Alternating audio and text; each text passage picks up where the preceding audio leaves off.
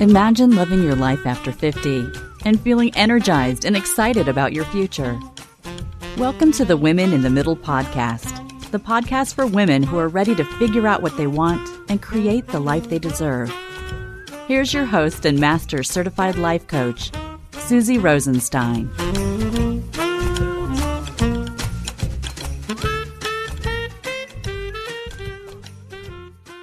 Hey there, today's episode is all about calming the cancer chaos. Let's go.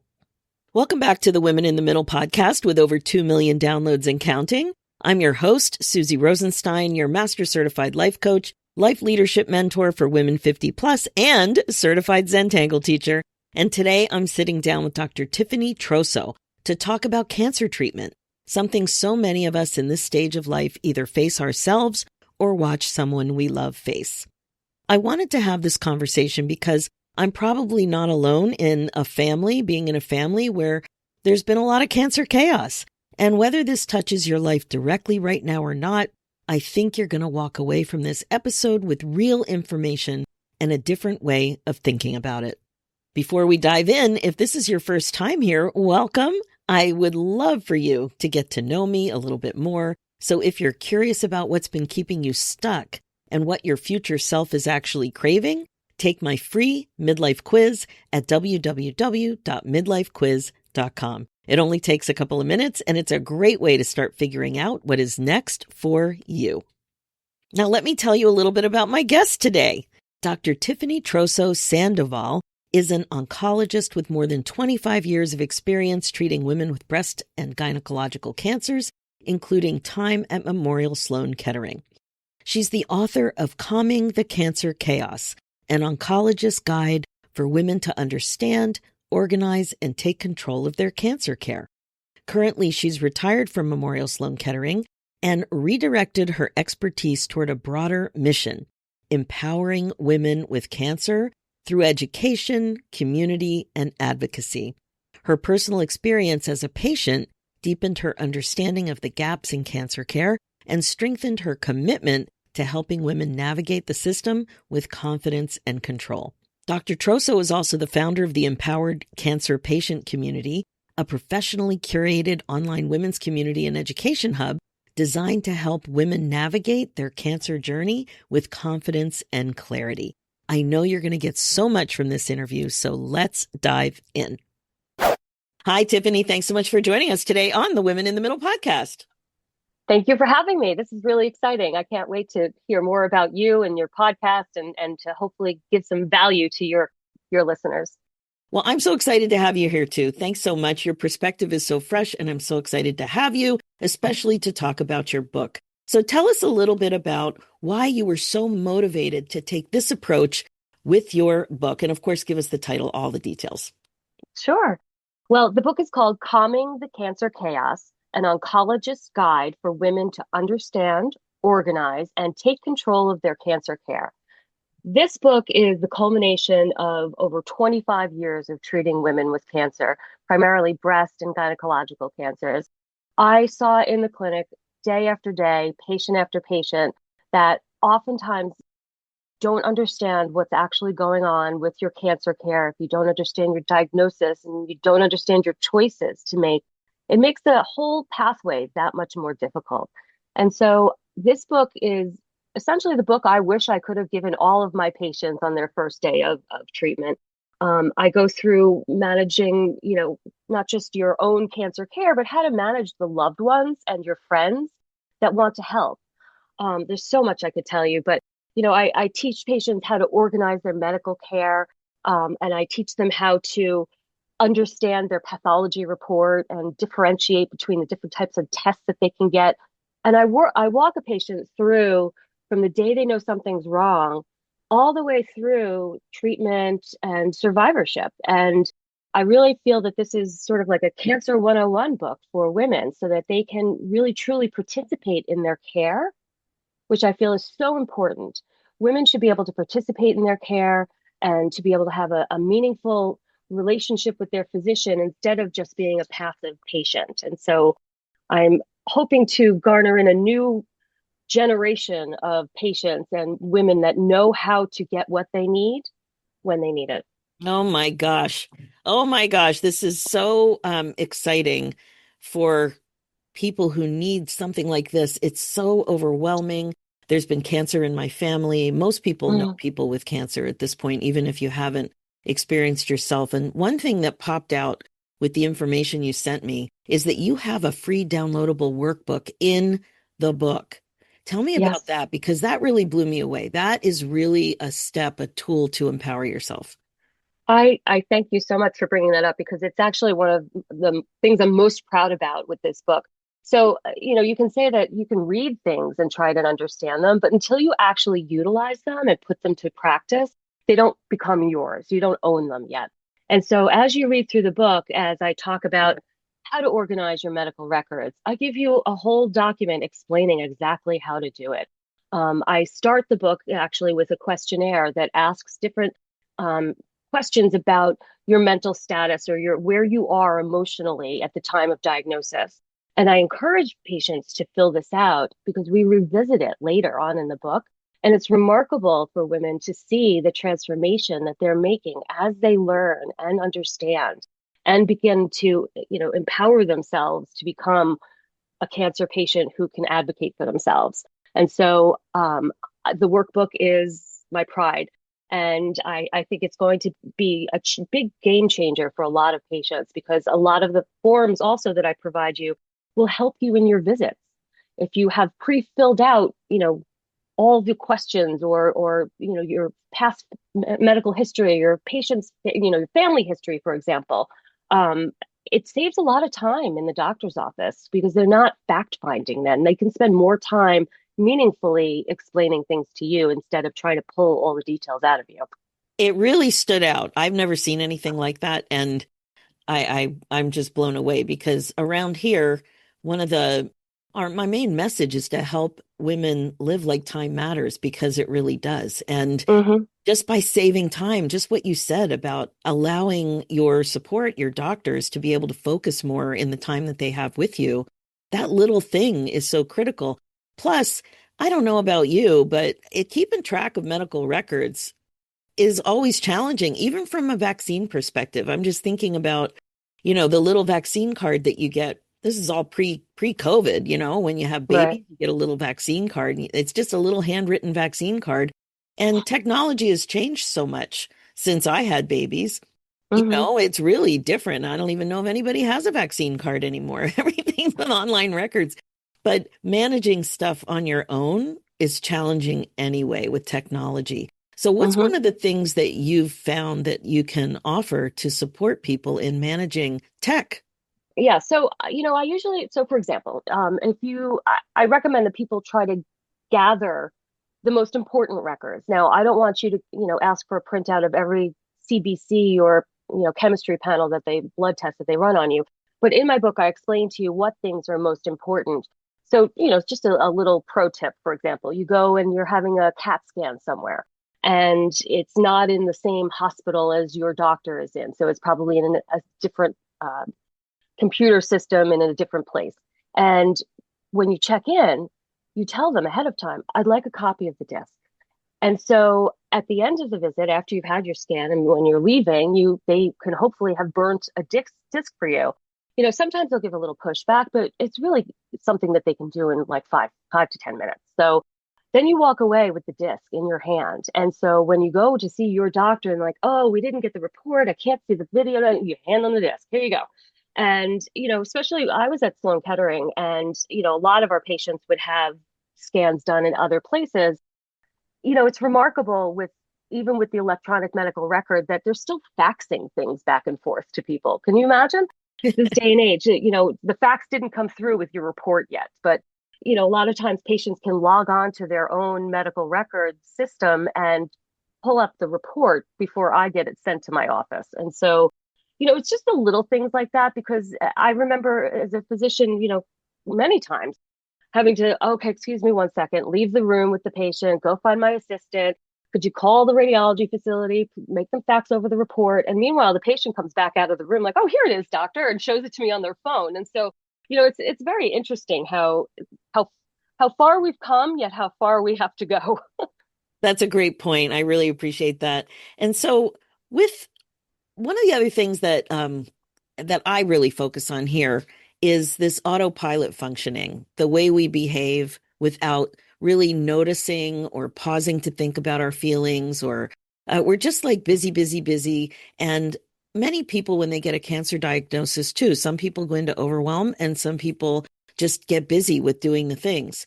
I'm just wondering, from your perspective of having 25 years in oncology, what do you see women most often doing in terms of autopilot that may not be helpful for them, that Mm. they just do automatically, that just may not be something that's really useful? Wow, that's a really interesting question. I could answer that in a couple different ways, but I'm going to tell you an analogy of something that I've seen. And one of the other motivating factors to this book is that women in general are caretakers. In our society, we are brought up to be the ones that worry and take care of and organize everyone else in our lives, whether that's in our family, our extended family, our job place. It's just our nature. And I've come to the realization that women really need to prioritize themselves, especially when you get a cancer diagnosis. And I say, put yourself first. And I have actually written that down on a prescription pad for patients. They put this on your refrigerator. Um, and remind yourself and remind everybody else in your family that right now, even though you were the one that did everything, we're going to have to dole out some of those responsibilities to the ones that love you and want to support you, because even though you've always done it, doesn't mean that you should be doing it. Which actually brings me to another very interesting point. What I often will do, and it's in one of the chapters of my book, is I help women go through what their non-negotiables are and Mm. actually write them down. What are these, the five most important things that you want to maintain? And then I also will walk women through utilizing, I like planners. I'm old school. I like written planners. And so if you use a monthly, weekly planner, I have my patients write down on the month all of their treatments or all of their appointments. And then also in a different color, write down all of the very important things in their lives.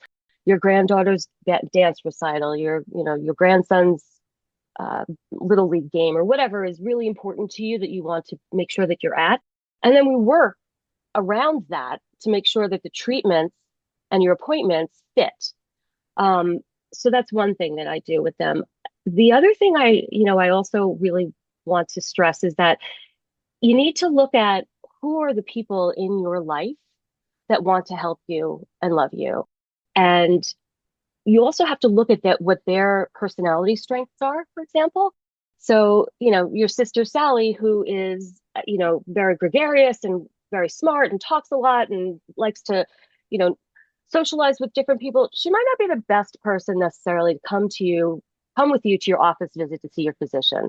Whereas your best friend, who's a school teacher who takes beautiful notes, is very organized, calm, reserved, maybe she's the one that comes and asks the questions for you when you forget which questions you had to ask, and they taking the notes of sort of things. Well, Sally could be the one that picks up your kids at school because she'll take them to the park afterwards. You understand what I'm saying? Like, you have to Yeah. match what your needs are with who you have in your life. And it actually makes everything flow all that much easier if you give everyone a job. Most people, I always say that the kiss of death is when somebody says to you, "Oh, just give me a call. Let me know if you need anything." That's, Agreed. that's an empty question. But if you become CEO of your own care and you can, look at this clearly and say, you know what, this friend would be really good at helping me create my meal wagon or my meal train that will bring me something to eat every Wednesday after treatment when I don't feel like cooking for the family, etc. So it's just a matter of, grasping it by the hand and really taking control of it and letting go of the things that don't necessarily serve you at the moment. Oh, that is so good. I want to pick up a little bit on the word empowerment. We all like to use the word empowerment, but I'm wondering, because it's such an important focus of your book, how does it really play out in an office visit? Like, Mm, what does an empowered patient do or say that's different from maybe an intimidated uh, patient, or somebody who's a little bit more hesitant and not as comfortable with the power differential, or the information overwhelm, that sort of thing. So what does it look like? So there's many different ways that you can participate and advocate for yourself to be an empowered patient. But I think a lot of it starts with your own comfort level of the material. So if you know that you have breast cancer and you understand the difference between estrogen positive cancer versus estrogen negative cancer, triple negative breast cancer, or HER2 positive breast cancer, you don't have to become a doctor, but you need to know at least some of the lingo. And so that's what I think this book also helps women with, because if you understand better what exactly is going on, you can ask more meaningful questions. You need to learn how to ask the questions that will potentially make a difference for you in terms of scheduling, lifestyle, what you can physically and emotionally handle. I actually gave a talk not too long ago about menopause and advocating for yourself when you have menopause. And it was specifically for breast cancer patients, but a lot of times the physicians don't really want to discuss these types of things, but it's important to you. So say my patient comes in and she's taking something called an aromatase inhibitor, which blocks all of the estrogen. And when you're postmenopausal, it's a pill you take every day and will block estrogen in your system so that you don't regain your cancer. But say the patient's having some terrible symptoms like vaginal dryness or pain with intercourse, or actually even frequent urinary tract infections. Those are usually symptoms of vaginal dryness, which is a huge component of menopause, right? And especially cancer patients, it's hard because we don't have as many tools for combating that. But for example, we've recently shown in multiple studies that using vaginal estrogen is safe in patients with breast cancer. And so your oncologist, for example, might not bring up these menopausal symptoms. It might not be part of or they brush over them like they're, just part of the package. And I like to try to teach patients to know that it's their right to bring up the symptoms that are really bothering them, even if it makes their oncologist uncomfortable. And, just understanding where you stand in the picture and remembering that you're the client, right? You're not just the patient, you're also the client. And so we need to serve you. And if that's something that, you have a symptom or a problem that's not being addressed, you need to know to ask for it. Oh my gosh. So the vaginal dryness thing I've talked about that before on the podcast, because I remember when I was sitting in a doctor's office once just for a physical, and my doctor left the room and I'm sitting there waiting, after I got undressed, and I'm looking around at the posters on the wall. And I saw this big poster of a vagina, and it said vaginal atrophy. And I went, oh my God, is that what I have? Atrophy? It never occurred to me that would be a word to describe something I had. And since then, I brought it up with girlfriends here and there. And it's amazing that it seems like everybody's dealing with it and nobody's Yeah, talking about it. So right. with cancer, it's even something, that maybe even be more of a side effect from what you're saying. It might be Yep, aggravated or something. Yeah. Wow. absolutely. Thank you for that. And so just take a deep breath and just talk about your Yeah. concerns. And another, very simple little tip I can give some of your listeners is something that I call the teach back method. And so, at the end after the doctor say is presenting to you what your treatment options are, you could say to them something like, well, let me make sure I understand this correctly. You're recommending this treatment because of this reason, and my alternatives would be A, B, and C, and we're not pursuing those because of this reason. Is that correct? To make sure that you understand what the doctor is telling you and that the doctor knows that his message or her message was received. And so a lot of times when patients will, teach back to me what they've heard, they might not have it right. And so now I have the opportunity to help correct it for them and help to make sure that they really understand. Oh, that's so important. I remember reading about some research having to do with the ability of physicians to listen, and especially comparing the difference between male physicians and female physicians. Hmm. And so what just came to me, I don't know the ratio of male and women physicians in this specialty, but Hmm. this listening and giving people a tool to check in regardless of it being a male or female physician. And just Hmm. in general, it's a great communication skill to make sure Right. that we're connecting on what it is we're talking about. Yep. That's really, really good. Now, what would you say that you know now as somebody who's been in the system doing this work, has 25 years experience? What do you understand now about cancer care that most patients don't understand, but should? Well, I actually start with this in my book, in the preface about I'm going to dive into all of this stuff, all of the medical stuff, and I'm going to teach you all of it. But I want you to understand that most patients are cured. This day and age, most patients with breast cancer, prostate cancer are cured. And so, although this is a difficult journey and there will be side effects and there will be symptoms, at the end of the day, we're hoping to hand back your life and your longevity. And what it looks like on the other side is also something that we need to discuss. But I always like to start with it's important to understand what the goals of treatment are. So, on the flip side, if the doctor starts talking about palliative treatment or chronic treatment, they may not be talking about something that's a curable situation. And so I think it's always really important for the patient to understand and ask explicitly if they're not being told, am I being treated for cure? Because I can't tell you, you learn these things over the years, but how many patients I've treated that I realized halfway through or towards the end of their treatment that they don't realize that this is probably going to be a chronic situation where we're going to be treating on and off, possibly for the rest of their lives, in a patient that might not have a curable disease. So it's hard information to hear, but on the other hand, it's really important to know that because, as a sentient being, it's your right to know where you're going. And, so you can plan appropriately. Tiffany, that is such a big deal because what you're talking about is something that we would assume is known. It's so basic to what's Yep. going on. We would assume that it's known. And it's a reminder, too, about what we were talking about. What does the empowered patient look and feel like? Well, you ask all questions, even if they seem basic or stupid, you still ask the questions. Absolutely. Absolutely. Yeah, wow, Because, that's unfortunately, the doctors, myself included at some point, was, assume oftentimes we'll forget what you know versus what we know. And right. so it's really important to, check in and make sure that we're all on the same page because there's nothing worse than finishing a series of chemotherapies and then be told, well, you're not done. Wow.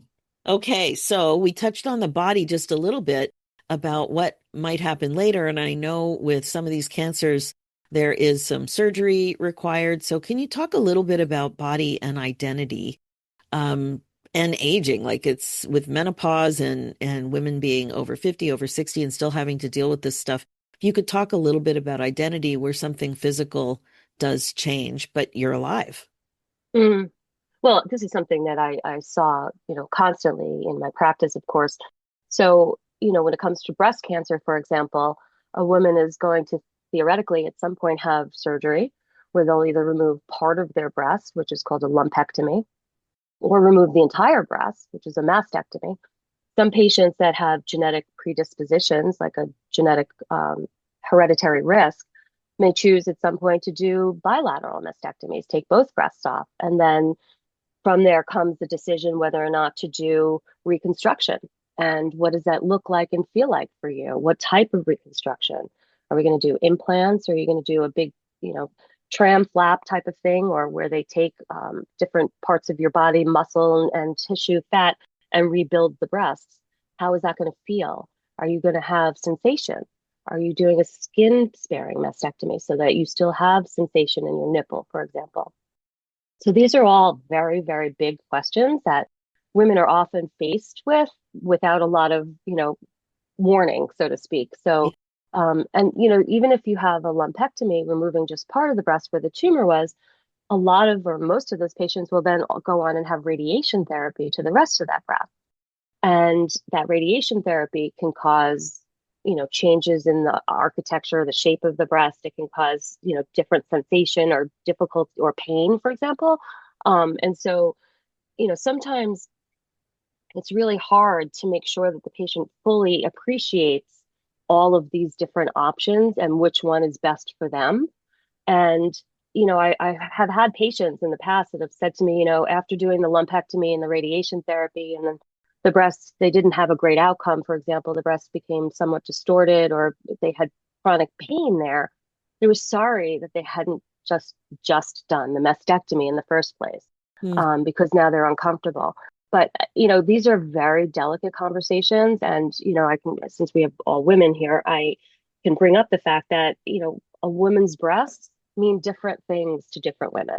Some people are like, "Oh, I don't care about them. They're not important to me, whatever." And some women, it's very important to them sexually. And so, having those conversations with the patient as they're trying to make these decisions is really important. Yeah, again, it's just being empowered to ask all questions if you have them. If it pops into your head, ask it. You're not the only Right, one thinking it, and you're right, entitled to really understand the implication. I mean, right. this is such a tiny example, but right away I remember having something on my face removed the weekend before the day before I was flying out of town for a wedding. And it never occurred to me, it was very tiny. It never occurred to me I'd have two dark blue stitches on my face during this wedding. It just didn't occur to me because I didn't Right. ask the question, and it was just a test. And thank God everything was okay with that little test. But I didn't ask and I wasn't told. And of Hmm. course, it was just a tiny thing I lived. But, it You was probably just, would have done it after the wedding if you had known you were going to have two blue stitches on your face. yeah, I So, would have waited a week. I hmm. think that would have been okay in that case. So let's talk a little bit about caregiver situation and what might be available for you in the community and how to access support at a high level.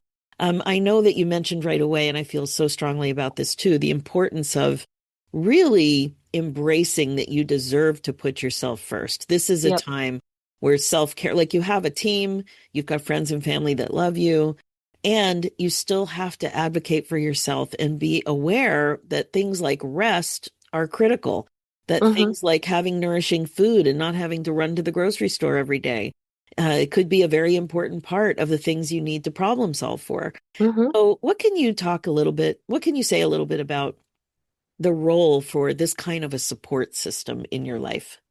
Yep.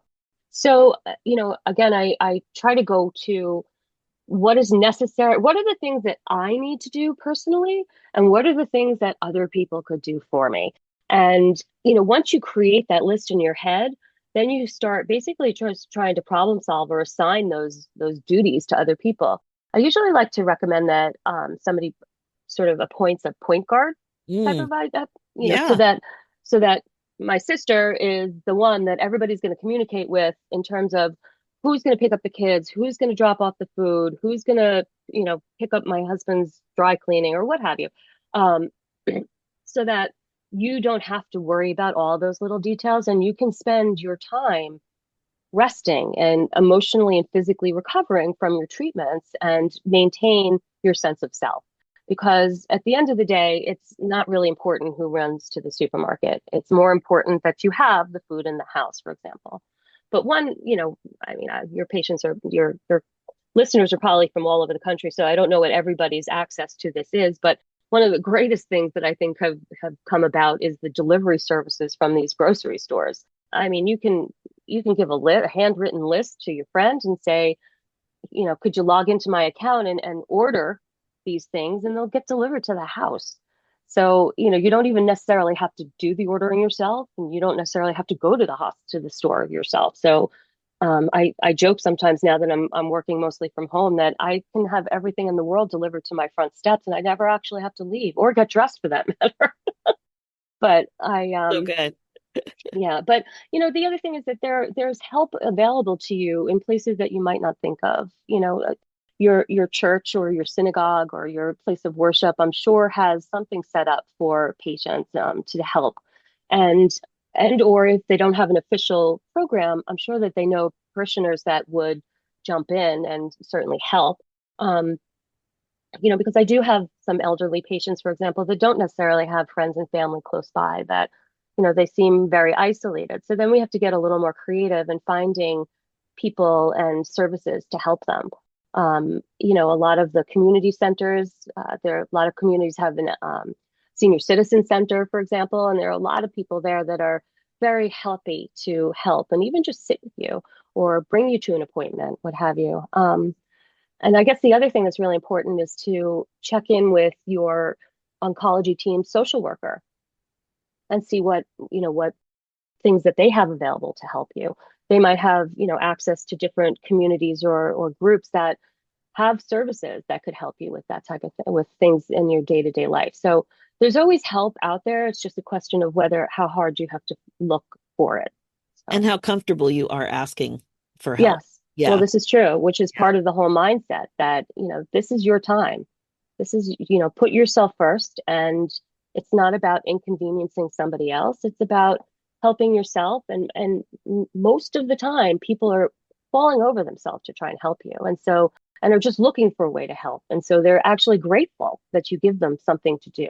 Um, I have I don't know if I'm talking too much, but No, I not at have all. like an analogy or a story that I frequently would see in my clinic where, I have an older patient, say she's in her 70s and her daughter's in her 40s or 50s, and the daughter has a big career and she has two kids, and the mother, who's my patient, doesn't want to bother her daughter. She doesn't want to inconvenience her. She doesn't want her to, have to be bothered with her. And so, a terrible story, but I had a patient, for example, that ended up with, she had some burning when she urinated and she didn't pay attention to it and it blossomed and she ended up with a pretty bad urinary tract infection and then fell in her house and she Mm. lived alone and didn't want to call her daughter because she didn't want to, whatever. So then they finally, she finally is found and is brought to the hospital. And now she has a urinary tract infection and sepsis and a broken hip. Right. And so at the end of the day, if you step back and you say, you weren't bothering your daughter, she needed to know this because at the end of the day, you don't know, the ramifications of the decisions you're making because you can't see it into the future. But I always try to make sure that my patients really understand that they have to prioritize themselves and their symptoms. And you're better off letting us as the care team or your loved ones know when there's a little problem before it becomes a really big problem. That's right. And when you ask a question, the other person has the ability to decide whether or not they can handle it, but also to Right. problem solve if they can't. Exactly. But you're absolutely right. It feels so good to help. So when you know exactly how you can help, it just feels amazing to be able Yeah. to know that you're doing something that's helping your friend or loved one just feel better or relax or rest, not worry about something. So good. Yeah. Yeah. And I'm teaching all of this on an online course in my private community that I'm creating on school. So I have a course where I basically work patients through these topics and help them to create these lists and help them to organize their records and do active things to help, be an empowered patient that can ask for the help or can have a good conversation with their oncologist about pros and cons of a different treatment, for example. So yeah, there's a lot of things that can be done. You just need to, you know to ask for it, unfortunately. Well, that's okay. It's okay to Yeah, talk. It's okay to ask. And of course, absolutely. all of this information will be in the show notes. Sure.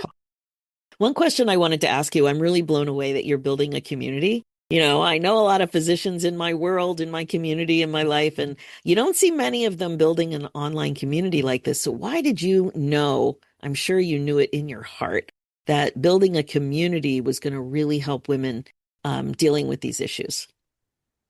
So that's an interesting question because it kind of gets to the heart of why I love being a women's oncologist as well.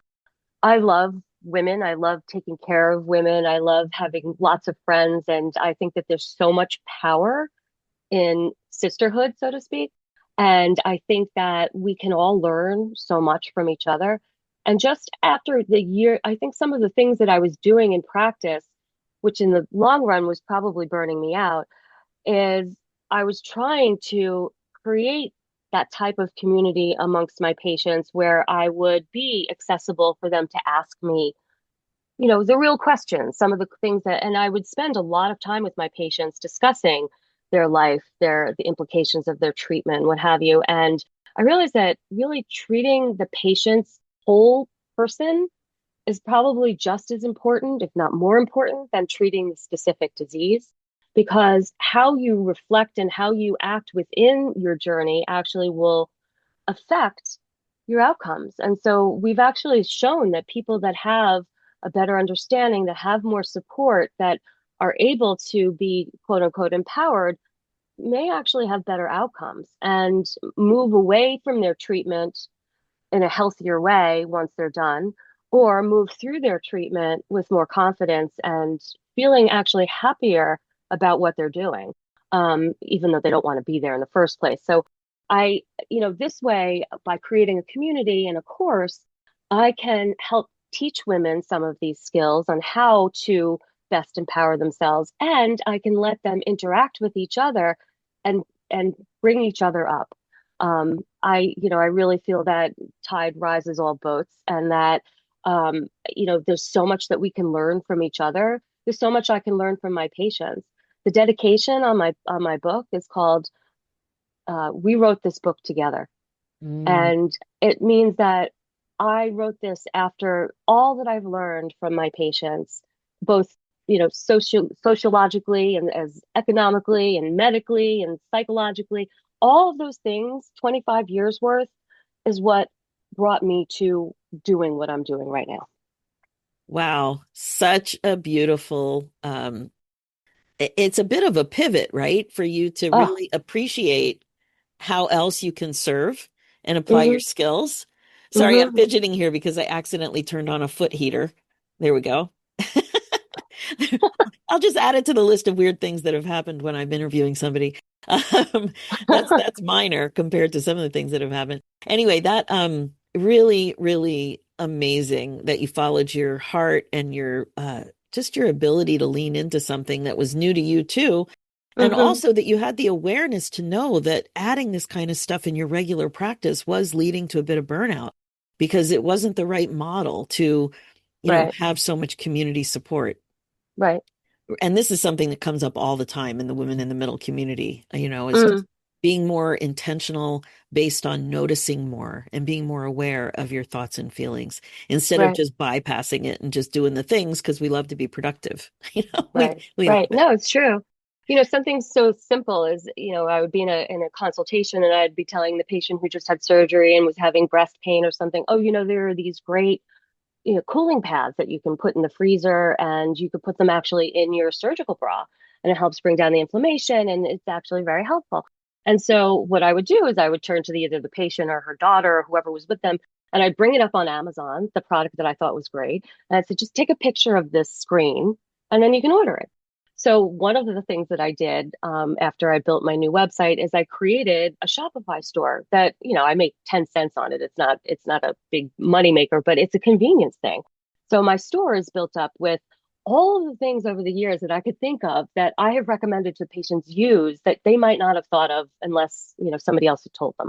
So, things like these pads, or having a little lap desk when you go for your chemotherapy treatments, or actually even having a soft tape measure in your house if you have swelling that you need to monitor, for example. Like just little things like that you know you can look through the store and say, oh yeah, I didn't think of that. I could use that. How about a small igloo cooler that you keep your cooling gloves in that helps prevent neuropathy? And the ice, you can carry that with you to the doctor's office. I just tried to culminate everything together in a place to make it easy for people. So, This is so just good. thinking outside of the box as a doctor, like, well, what are all the things that I did besides prescribe chemotherapy? And besides, tell you about the risks and benefits of being on a hormone therapy, I, these are the little things that I did in between that I know made such a difference. And so that's what I'm trying to do. Oh my gosh. And of course, the links to this also will be in the show notes. So, Tiffany, thank you so much. What a wonderful conversation we've had. Your work, this book, it's just going to make such an impact in women's worlds, when it Thank comes you. to cancer and navigating the path. So, to get Dr. Troso's book, Calming the Cancer Chaos, an oncologist guide for women to understand, organize, and take control of their cancer care, and all of the other goodness available on your website, please go to the show notes and you'll find all the information there. And don't forget, there is a free downloadable workbook that's included in the book. Thank you so much for joining us today. Absolutely my pleasure. Thank you so much for having me. That's it for this episode. Thanks so much to Dr. Tiffany Troso for this conversation. I just loved when she said, and I quote, "If you become CEO of your own care, it makes everything flow all that much easier if you give everyone a job." Wow. Really think about that. Not just waiting for offers to help, but really understanding what you want and need and asking for it. Specifically by giving everyone a job. My experience has been that when we're in a situation like this, we want to be told what to do and how to help most. And it feels so good to help that way. The other thing that really stood out to me is this, when she said, how you reflect and how you act within your journey actually will affect your outcomes. Think about that. The way you act within your journey matters. The power of how you show up during your journey counts. It's just so good. And I am so grateful that I'm able to bring this kind of a guest and information to you. All right. Now, if this is your first time listening, welcome to the Women in the Middle. I'd love for you to stick around. And a great next step is my free midlife quiz at www.midlifequiz.com. It'll help you discover what's keeping you stuck and what your future self is craving. So good to know that. Thanks so much for listening. And please remember to share this episode with your friends and other midlife gals that you know would get a lot out of it. So if you're getting a lot out of the show yourself, please consider leaving a 5-star review. That really helps. And it helps when other midlife gals are trying to find the show. So think about how you find a show. I'm sure that you check out the reviews. Same with products, right? So it would be so helpful. Now, being the queen of your brain domain really is the best way to be. It's time to stop living like time doesn't matter, because it does. For show notes and links, go to www.susierosenstein.com and click on the podcast tab and look for episode 469. And you'll see a link there as well from my other show, Women in the Middle Entrepreneurs, which is all about the reality of running your business when you're a midlife gal. It's also on iTunes, Spotify, and all the podcast places. Let's do this, ladies. It's time for you to put yourself first, one thought at a time. Thanks so much for listening, and I'll talk to you next week.